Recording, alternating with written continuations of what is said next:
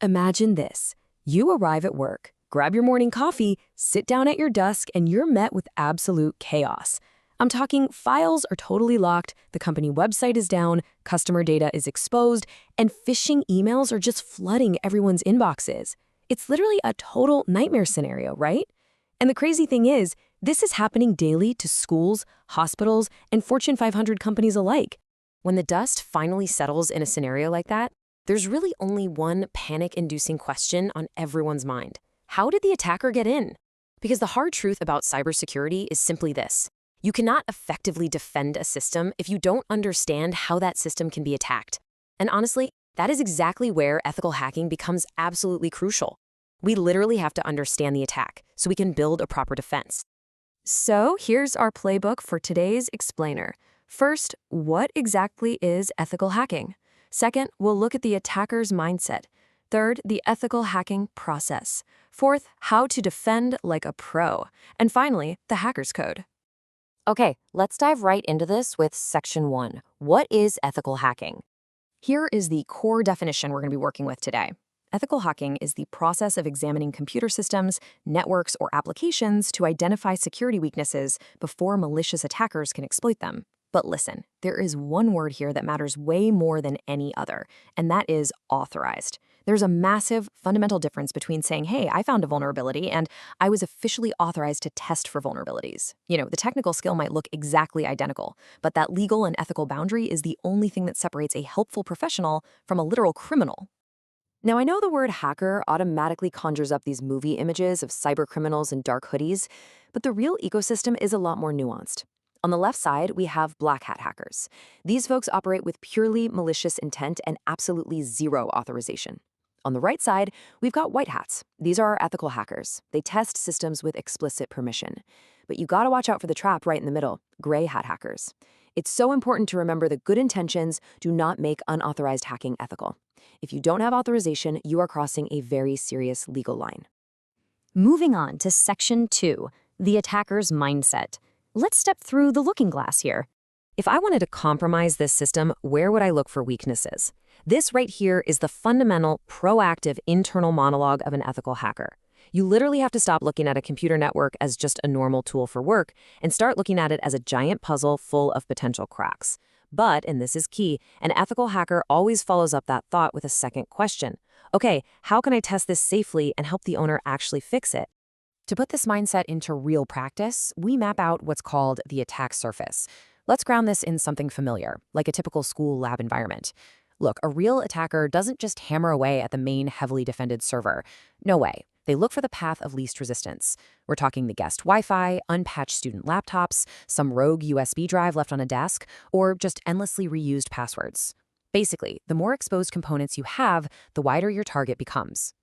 So, once that surface is mapped, attackers choose their vector, phishing for credentials, exploiting weak, reused passwords, hitting unpatched software, or hunting down misconfigured admin panels. But do you notice the common thread here?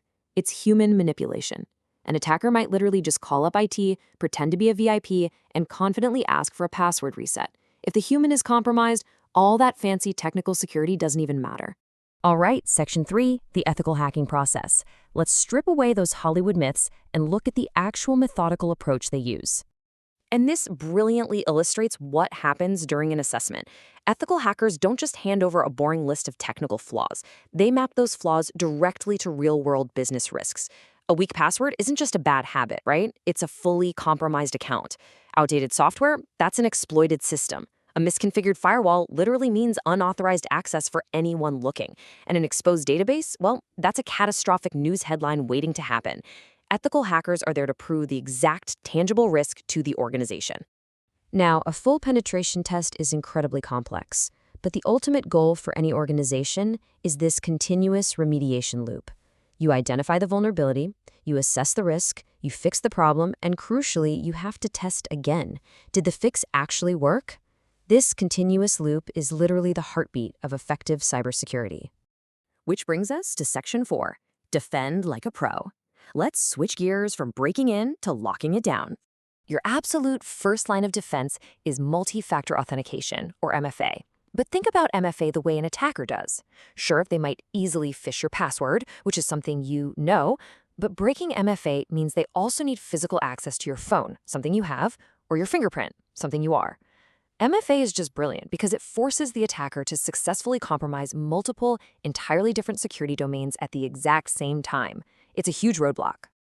Next up is a concept called the principle of least privilege. This just means giving users the bare minimum access necessary to perform their responsibilities.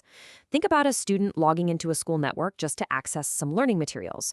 Do they need domain administrator privileges? Do they need access to the backend database? Absolutely not. So the crucial point is this. By keeping privileges strictly restricted, you limit the blast radius. If one single account gets compromised, the attacker can only access what that specific user can access. They can't bring down the whole shebang. Real defense in depth requires layers. Patch management closes up those known holes. Network segmentation ensures that a breach in the lobby's guest Wi-Fi doesn't somehow take down your core servers. But listen, a firewall just isn't enough anymore. You need endpoint protection on your physical devices, and you need continuous security awareness training for your people. And finally, tested backups. Because in security, you have to assume failure. And an untested backup, that's just a wish, for sure. That is not a strategy. I know how to configure a computer securely. This is the ultimate aha moment for anyone learning IT or computer systems. Look, a lot of people can say, I know how to configure a computer. They can set up an IP address or configure a server or open a network port. But when you adopt the attacker's mindset, you completely transform those everyday IT skills. You start asking the tough questions. Wait, who actually has admin access here? Are unnecessary ports left exposed? Is this software fully patched? You transition from just configuring a computer to confidently saying, I know how to configure a computer securely.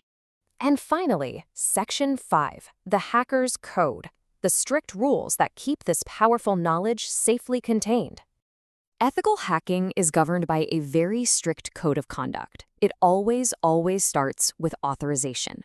From there, it requires confidentiality to protect sensitive findings and integrity to ensure you never manipulate client data.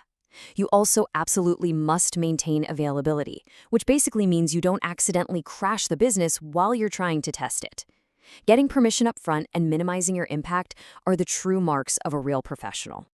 Wow, okay, we've covered a massive amount of ground today. We learned that ethical hacking isn't just about knowing how to break things, it's about deeply understanding how systems fail so we can step in and make them stronger. It's high-level technical skill combined with strict authorization and a really deep sense of responsibility. So I want to leave you with this lingering challenge. Take a hard look at your own organization, your own network, your own digital life. Start thinking like an attacker, but act like a professional defender. Because cybersecurity is ultimately about knowing how to protect things. So I have to ask, are your systems ready?